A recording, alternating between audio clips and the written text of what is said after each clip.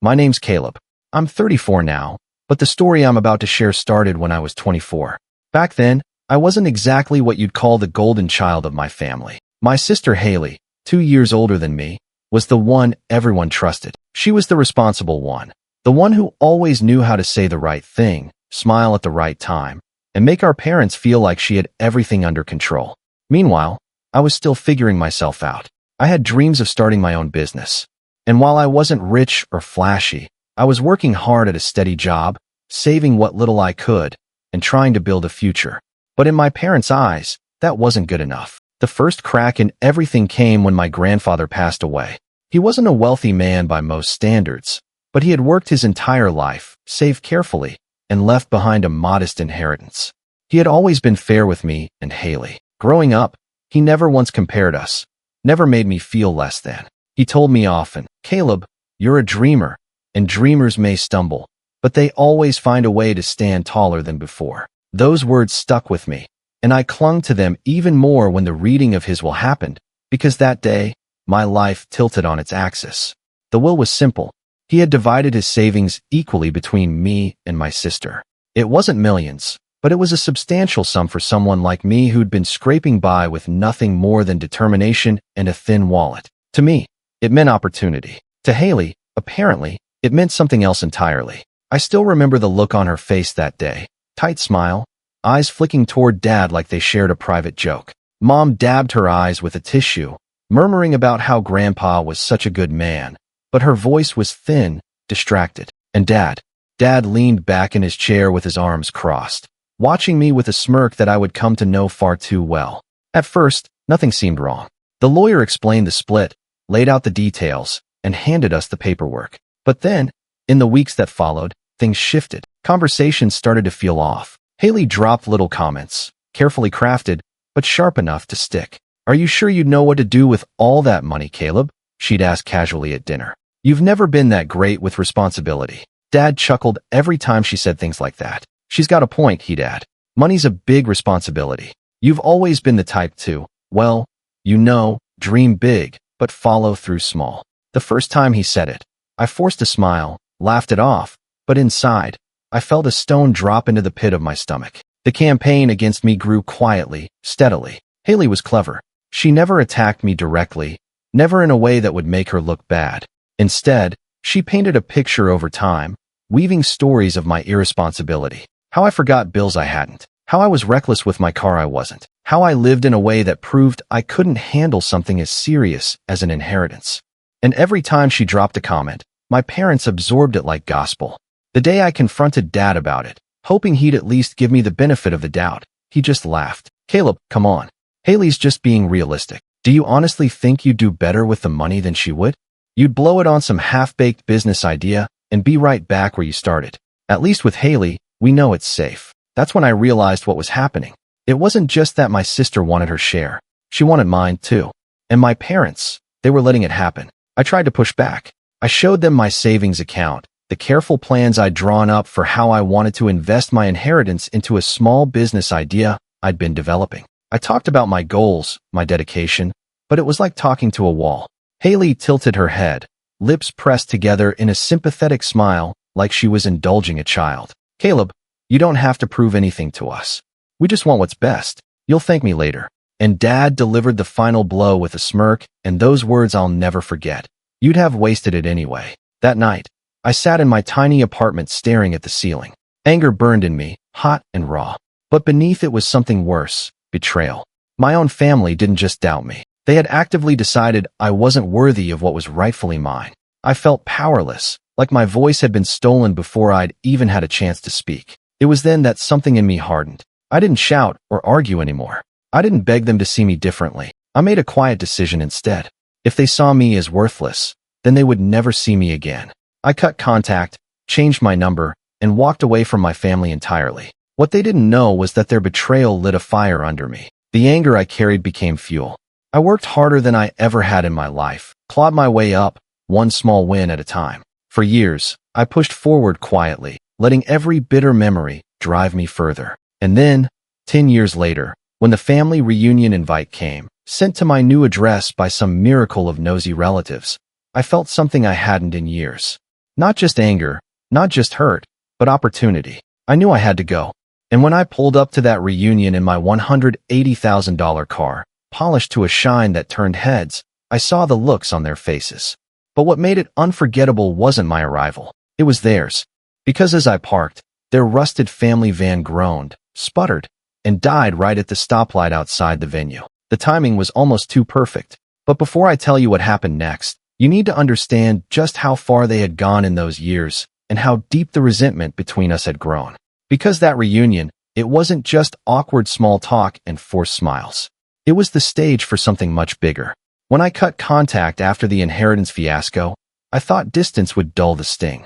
But the truth is, betrayal doesn't fade easily. It lingers like a shadow in the back of your mind, creeping into quiet moments when you least expect it. And every now and then, pieces of what my family was doing filtered back to me through relatives or mutual acquaintances. It was like they couldn't resist making sure I knew just how little they thought of me, even from afar. Haley especially wasted no time establishing herself as the responsible heir. She used the inheritance to buy a house not extravagant, but big enough to flaunt. I heard through the grapevine that she threw parties where she'd boast about how lucky she was. Grandpa had trusted her. The narrative she spun was insidious. She didn't just take my share. She rewrote the story of why it happened. Suddenly, she was the selfless savior who had stepped in to protect the family's legacy from her reckless little brother. At first, I tried to ignore it. I told myself it didn't matter what they said, as long as I kept moving forward. But it's hard to ignore when your own blood twists the truth so deeply that people you've never met already think they know who you are. A coworker once mentioned he had met Haley at a conference. His exact words were, "She said you were kind of a free spirit. Not great with money, but creative." I recognized her fingerprints all over that phrase. It was her way of belittling me while pretending to be kind. The hardest part, though, was my parents. They didn't just side with Haley. They actively encouraged her behavior. One Thanksgiving, an aunt convinced me to at least stop by the family dinner. Against my better judgment, I went. Big mistake. The moment I walked in, the atmosphere shifted. My mom gave me a stiff hug. Dad gave me a nod that felt more like a dismissal than a greeting. And Haley beamed like she was the hostess of the century. Dinner was a nightmare. Every topic turned into a subtle jab. When someone mentioned travel, Haley leaned across the table with that sugary voice and asked, "Caleb, do you even have the budget for vacations? Or are you still trying to figure things out?" Laughter rippled around the table, with Dad chuckling loudest of all. When the conversation turned to careers, Haley praised her steady promotions, then tilted her head at me. "Caleb's always had creative ideas," she said, careful to pause just long enough for the implication to sink in. I clenched my jaw, kept my fork moving, and tried to endure. But what gutted me most wasn't Haley's words. It was the way my parents let her. No one stepped in. No one said, "That's enough." To them, I wasn't a son sitting at the table. I was a punchline in Haley's performance. I left early that night, walking out before dessert, the sound of laughter echoing behind me as if I were the joke everyone had agreed to share. That was the last time I voluntarily set foot in their home. But Haley didn't stop there. Over the years, she found ways to keep twisting the knife. She'd send me the occasional text under the guise of checking in, but each message was laced with subtle poison. "Hope you're doing okay. Mom worries about you. Says you've always had a hard time with stability." Or, "Dad says you should call more often, though I know you're probably busy with whatever it is you're working on." At one point, when I landed a decent job at a startup and posted about it on social media, Haley commented publicly, "So proud of you, little bro. Remember, it's not all about the money. Responsibility matters, too." The likes on her comment made my stomach twist. To outsiders, she looked like the caring sister cheering me on. To me, it was a reminder that she still controlled the narrative. And my parents, they played right into it. Once, on a rare phone call with my mom, I mentioned I was thinking of moving into a nicer apartment. Her immediate response wasn't excitement or support. It was skepticism. "Caleb, are you sure that's wise? You've never been the most practical with money. Maybe you should run it by your sister first. She's always been good with these things." Run it by my sister, my inheritance thief, the one who had stolen not just money, but the faith my parents should have had in me. That was the moment I realized the favoritism wasn't just situational. It was permanent. In their eyes, Haley could do no wrong, and I could do no right. No matter what I achieved, no matter how carefully I planned or how much progress I made, they would always see me through the lens Haley had painted, the irresponsible dreamer destined to fail. So I stopped sharing. I stopped explaining myself. I focused instead on building quietly, methodically. But even then, every success I earned felt tainted by the bitter knowledge that the people who were supposed to love me unconditionally had chosen sides, and I wasn't on theirs. And as the years went by, Haley's grip tightened. She wasn't just the responsible child anymore. She became the golden one, the one they leaned on, the one they praised at every turn. Family gatherings became showcases for her achievements, with my parents glowing like proud spectators. Meanwhile, my absence became its own story, whispered and speculated about, always with the same conclusion. Caleb never lived up to his potential. What they didn't know was that every dismissal, every slight, every whispered judgment was fuel. I was biding my time. And while they were busy crowning Haley queen of responsibility, I was quietly laying the foundation for something far greater. The cracks in our family had deepened into canyons by then, and it was only a matter of time before everything fractured completely. The breaking point came when my grandmother passed away. She was the last buffer I had in the family, the one person who never bought into Haley's narratives. Grandma used to call me Steady Caleb, a nickname that always made me smile because it was the exact opposite of what my parents claimed I was. She believed in me, quietly slipped me encouragement when no one else did, and never once compared me to Haley. When she died, a piece of me already knew what was coming, but I wasn't prepared for just how cruel it would be. The will reading was held in the same attorney's office where my grandfather's had been years before. I remember sitting there, hands clenched, reminding myself not to expect much. Grandma didn't have much to give, but it wasn't about the money. It was about the principle, about her acknowledging both of us equally, the way she always had. The lawyer read through her belongings, small things, mostly jewelry, furniture, little keepsakes. Then came the bigger part, the house. It wasn't extravagant, but it was valuable. Grandma had lived there for 50 years, and it held not just financial worth, but emotional weight. I leave my home and all its contents to be divided equally between my grandchildren, Haley and Caleb, the lawyer read. For a brief, fragile moment, hope flickered inside me. Grandma had done it. She'd seen me. She'd kept it fair, just as I knew she would. But the moment was crushed almost immediately. Haley leaned back in her chair, crossed her arms, and said smoothly, "That's sweet, but we all know what she meant. Caleb can't possibly maintain a house like that. He doesn't even know how to handle money. I'll take it. It's for the best." I felt my jaw tighten, my pulse thudding in my ears. "That's not what it says," I snapped, unable to keep quiet. "It says equally. That means half." Dad's smirk returned, the same one from years earlier when he told me I'd waste Grandpa's money. "Caleb, don't make this difficult. You know she's right. You wouldn't keep up with the taxes, the repairs. You'd probably just sell it off cheap and lose out. Haley can handle it better. She always does." The lawyer cleared his throat awkwardly, looking between us. "Legally, the will is clear. The property belongs to both grandchildren." Haley gave a sharp laugh. "Oh, Caleb doesn't care about this stuff. He's just being dramatic. Besides, I've already talked with Mom and Dad about taking care of it. It's practically settled." That was when I realized they had already planned this. Before the will was even read, they had conspired to push me out again. My grandmother's dying wish had been for fairness, and they were spitting on it with smug certainty. I walked out before the reading ended. I couldn't breathe in that office. I couldn't sit there while they twisted her words the same way they had twisted my life. Later, when I tried to fight for my half, Haley dragged me into a storm of manipulation. She called relatives, told them I was trying to take away the family home, and that she was just protecting what Grandma wanted. My parents backed her up without hesitation. One cousin pulled me aside at a family gathering and said, "Haley says you're being selfish. I mean, she already has a family, kids who need a home. You're single. Do you really need it as much as she does?" It was like a knife in the gut. Not only had they stolen from me again, but now I was painted as the villain, the greedy brother trying to rip something away from his sister's children. No one saw the truth. No one cared. And when I confronted Dad directly, his response sealed everything. I remember his voice, cool and dismissive. "Caleb, it's time you understood your place. Some people are meant to lead, and some are meant to follow. You've never been good with responsibility. Haley is." End of story. That sentence broke something in me. Not just the anger, but the bond. Whatever fragile thread of family loyalty I had left, it snapped. In that moment, I knew I wasn't just the overlooked son anymore. I was the disposable one. The one they could erase, diminish, and betray without guilt. I stopped arguing. I stopped defending myself. I let them take the house. Let Haley bask in her victory. But inside, I made a promise, a silent vow that one day they would see me not as the failure they mocked, but as something far more powerful. And as much as it burned to lose again, I realized that betrayal can do one of two things. It can break you, or it can harden you into steel. That day, I became steel.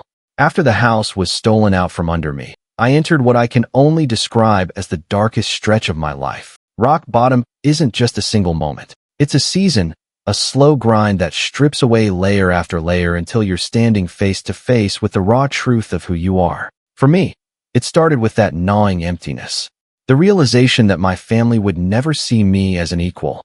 No matter what I did, Haley would always be the golden child, and I would always be the irresponsible dreamer. I moved into a small, cramped apartment on the edge of town, the kind of place where the walls were so thin I could hear my neighbor's television at all hours.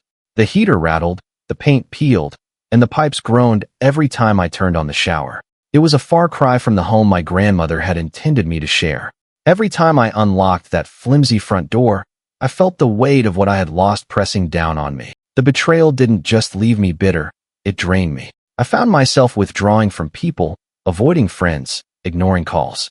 When my aunt asked why I wasn't coming to family dinners anymore, I simply said, "I'm busy," though the truth was I couldn't stomach sitting at a table where Haley's voice dominated the room, and Dad's smirk hovered like a shadow over every word I spoke. For a while, I sank into a routine of survival. I woke up, dragged myself to work, came home, and stared at the ceiling until sleep finally pulled me under. On weekends, I wandered aimlessly through bookstores or sat in coffee shops with a notebook I never really wrote in. The anger was still there, simmering beneath the surface, but it was buried under exhaustion. There were moments I almost gave in, moments where the voice in my head sounded suspiciously like my father's.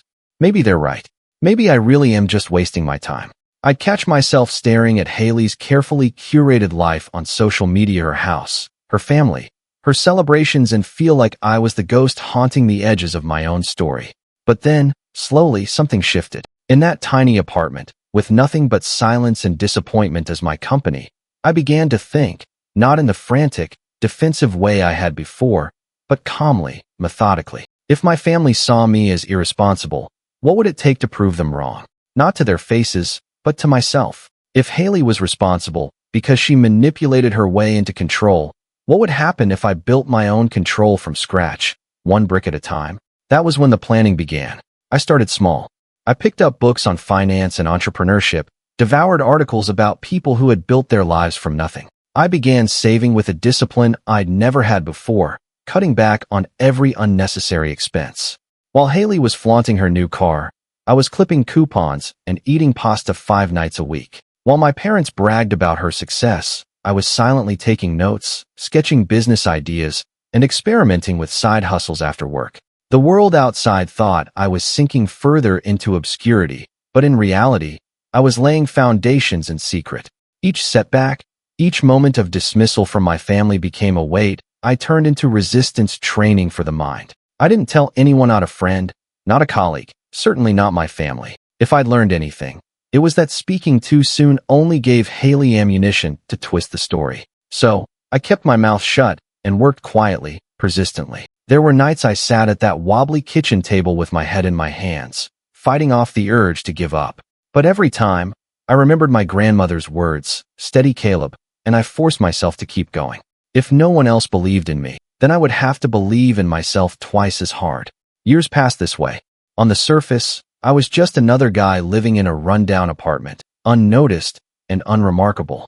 But beneath the surface, I was sharpening my skills, stacking bricks for a future I refused to let them steal from me again. What I didn't know then was that this quiet, painful season of rock bottom would be the very thing that gave me the edge later on. Because when the time came, I wouldn't just climb out of the hole. They would look up and realize I had built an entire empire above them. The first glimmer of light came from something so small, it almost felt laughable. I had started tinkering with a side hustle, designing simple websites for small local businesses. At first, it was just favors for people I knew. The bakery down the street needed a cleaner site. A neighbor's cousin wanted to advertise his landscaping service. I charged almost nothing, just enough to cover a week's worth of groceries. But slowly, word spread. One referral turned into three. Three turned into 10. And before I knew it, I had a small but steady stream of clients. For the first time in years, I felt useful. The work gave me control, gave me purpose, and most importantly, gave me proof that my so-called irresponsible ideas had value. I poured myself into it. Late nights bled into early mornings, fueled by cheap coffee and sheer determination. My apartment might have been tiny, but my laptop became a doorway to something much bigger. I made mistakes, of course. I botched a project or two, undercharged more times than I'd like to admit, but I learned. I learned faster than I thought I could. Every setback became another lesson, another brick laid on the foundation I was quietly building. And within a couple of years, my side hustle wasn't just a side hustle anymore. It was a business. With the extra income, I finally upgraded my apartment, moving into a modest but comfortable place with a view of the city skyline. I'll never forget standing on that balcony my first night there, breathing in the crisp air, and realizing I had done this. Me. Not Haley, not my parents. Just me. The growth snowballed from there. I hired my first freelancer, then a second. My client base expanded beyond the local businesses into companies in other states. By the time I was 30, I had registered my own company, complete with an office space and a small team that believed in what we were building. And the money followed. It wasn't overnight wealth, but it was steady, climbing higher every year. I paid off debts, built savings, and began investing. The kid they all said would waste an inheritance was now multiplying his income without a dime of help from them. The irony wasn't lost on me. But what surprised me most was how much I changed internally. I didn't crave their approval anymore. For so long, my life had been about proving my worth to a family who never cared to see it. But as my business grew, I started caring less about what they thought and more about what I could achieve for myself. Their absence in my life stopped being a wound and became a gift. It freed me to succeed without their interference. That doesn't mean they disappeared completely. Haley still found ways to poke at me. Every once in a while, I get a text from her dripping with that fake, sweet tone, just checking in. Heard you moved again. Hope you're not struggling too much with rent. I never replied. Silence became my weapon, and I wielded it mercilessly. Meanwhile, she lived in the house that should have been half mine, raising her kids under the banner of being the responsible one. But I knew the truth. Her stability came not from her own efforts, but from the inheritance she had stolen. She was comfortable, yes, but not growing, not striving, not building something from nothing. By the time I turned 32, my company had grown to the point where I was invited to speak at a local entrepreneurship conference. Standing on that stage, sharing my story of starting with almost nothing and clawing my way upward, I felt a surge of pride so strong it nearly overwhelmed me. The applause at the end wasn't just noise. It was validation, proof that I had carved out a space for myself in the world without any of their help. And then came the car. I'd been driving the same beat-up sedan for years, pouring every spare dime back into my business. But one day, after signing the biggest client contract of my career, I decided it was time. I walked into the dealership and bought the car I had been dreaming of for years. Sleek, powerful, gleaming under the showroom lights. $180,000 of success, sitting on 4 wheels. The first time I slid behind the wheel, I laughed out loud. Not because of the luxury or the power, but because I could already imagine the look on my father's face. The son who would have wasted it anyway was now driving something worth more than Haley's entire rusted van. And yet, even with all this growth, a part of me remained quiet, watchful. Because I knew life had a way of circling back, and eventually, my family would come knocking again. The invitation to the reunion arrived a few months later. For 10 years, they hadn't cared where I was, what I was doing, or if I was even alive. But now, suddenly, they wanted me there. The timing was too perfect, too convenient. I stared at that envelope for a long time, the embossed lettering catching the light. My first instinct was to throw it away, to ignore it the same way I'd ignored their calls and messages for years. But then an idea began to take shape. What if I went? Not as the Caleb they thought they knew, the irresponsible dreamer, the disposable son, but as the man I had become, successful, independent, unshakable. The thought made my pulse quicken. It wasn't just a reunion anymore. It was a stage, and I knew exactly how I wanted to make my entrance. When I decided I was going to the reunion, I knew it couldn't just be about showing up in a nice car and an expensive suit. That would have been satisfying for maybe 10 minutes. But I wanted something deeper. I wanted them to feel the weight of what they'd done. Not through yelling, not through petty arguments, but through the undeniable contrast between the story they had written for me and the life I had actually built. So I started preparing. The first step was image. I wasn't going to roll up looking flashy just for the sake of it. No, I wanted quiet power, the kind that didn't need to scream to be noticed. I visited a tailor and ordered a suit that fit like it was made for me. Because it was. Sharp lines, understated elegance, the kind of thing you'd see on someone who belonged in boardrooms, not back corners. The suit wasn't just fabric, it was armor. The second step was the car. My $180,000 machine wasn't just transportation, it was a statement. I had the detailing shop polish it until it gleamed like liquid metal. Every inch flawless. I could already imagine Haley's tight smile cracking the second she saw it. Their old narrative, Caleb the irresponsible dreamer, would collapse at the sight of me stepping out of that car. But beyond the surface, there was something even more important: position. Over the years, my company had grown to the point where we weren't just surviving, we were thriving. We had partnered with a few larger firms, the kind that made headlines in the business section of the local paper. One of those partners happened to be a logistics company that Haley's husband, Mark, had once applied to but never got hired at. I didn't know if they'd connect the dots immediately, but I knew the connection was there, and the irony was almost too perfect. And then, a week before the reunion, I got the call that tied everything together. A cousin I still kept in touch with, Jenna, rang me up out of the blue. "So, you're actually going to this thing?" she asked, half teasing, half curious. "Thinking about it," I said carefully. "Well," she lowered her voice, "you should know. Your parents have been talking about you. Haley too. They're expecting you to show up looking well. The same, you know? Drifting, unpolished. They're already laughing about how it'll be sad to see you compared to Haley's family." I went silent for a moment, then asked, "They actually said that?" "Worse," Jenna admitted. "Your dad joked that maybe you'd finally borrow bus fare just to get there. And Haley, she said something like, 'If he shows up at all, I'll be sure to thank him for not embarrassing us.'" That was the moment I knew my presence wouldn't just shock them, it would devastate them. They weren't expecting growth. They weren't expecting success. They were expecting the same Caleb they had painted a decade ago. I thanked Jenna, hung up, and sat there for a long time, staring at my reflection in the window. I had always dreamed of proving them wrong. Now, the opportunity wasn't just falling into my lap. It was practically begging me to take it. But I didn't want to walk into that reunion and simply say, "Look at me now." That would be too easy, too shallow.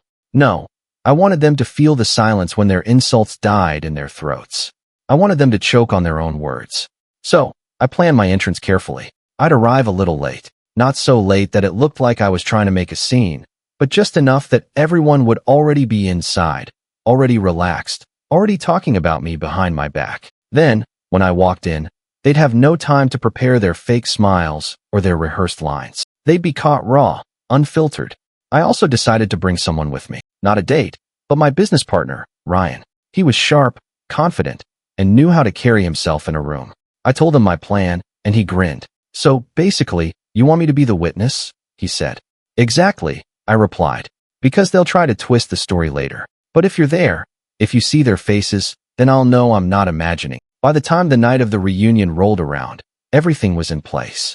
The suit was ready, the car was gleaming, and my resolve was ironclad. As I slid into the driver's seat and started the engine, the low growl reverberating like a promise, I couldn't help but think back to that smirk on my dad's face all those years ago. "You'd have wasted it anyway." I smiled to myself. Not tonight.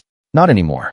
And as I turned the corner toward the reunion hall, headlights cutting through the evening air, I saw it just ahead at the stoplight, the rusted family van. Sputtering and groaning, it shuddered to a stop. Steam hissed from under the hood.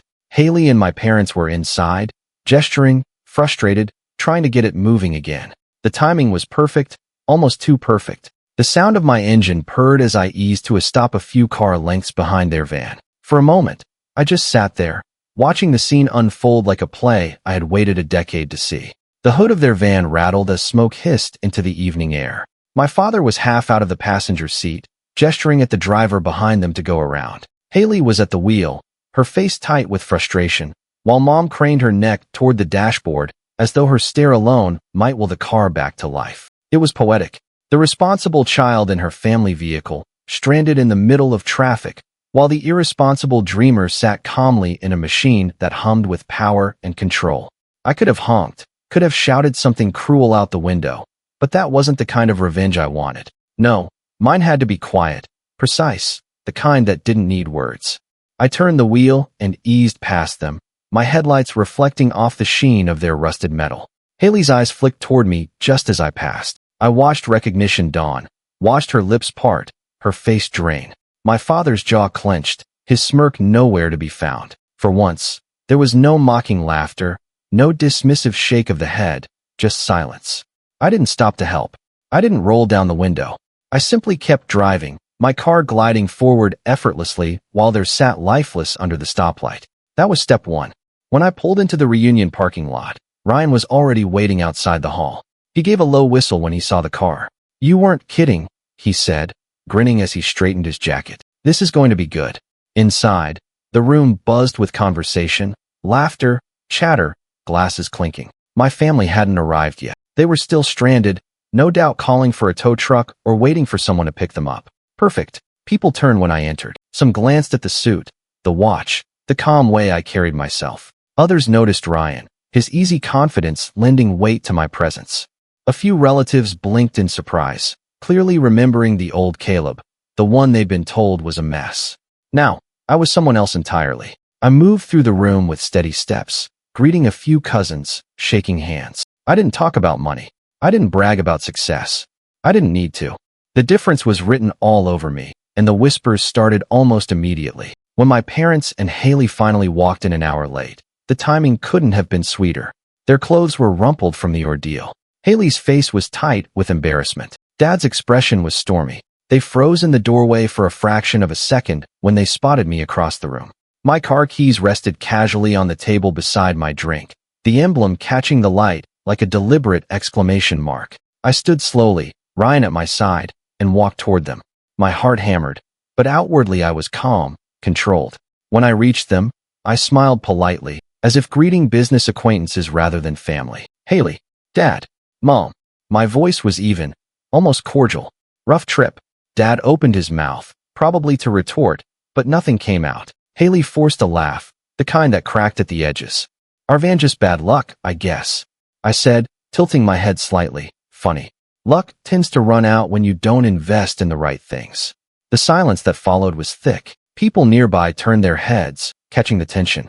My parents shifted uncomfortably, and Haley's face burned. For once, the narrative wasn't hers to control. I let the pause linger, then offered the faintest smile. "I'm glad you made it, though. Wouldn't want you to miss all this." I gestured around the room casually, as if to the event itself, but the implication hung heavy in the air. Ryan clapped me lightly on the shoulder. "We should get back to the others. People are waiting." His tone was perfect, like we were the ones in demand, not them. And just like that, I turned away, leaving them standing there in the doorway, diminished, small. The reversal was complete. They had painted me as the irresponsible failure, the family embarrassment. Now, in front of everyone, without raising my voice or making a scene, I had shown them the truth. The revenge wasn't in insults or shouting. It was in pre-seen calm, undeniable success that silenced every word they'd ever used against me. But that was only the beginning of the evening. The longer it went on, the more the cracks in their facade began to show. The room never really recovered for them after that moment at the doorway. My calm greeting had set the tone, and the rest of the night only widened the gulf between us. Haley tried at first to slip back into her old habits, laughing a little too loudly, telling stories about her kids, dropping hints about how busy she was managing the house. But her words landed flat. The contrast was too stark. Every time she mentioned her life, people's eyes flicked back toward me, toward Ryan, toward the quiet success that needed no embellishment. My parents lingered near the food table, their smiles stiff, their conversations short.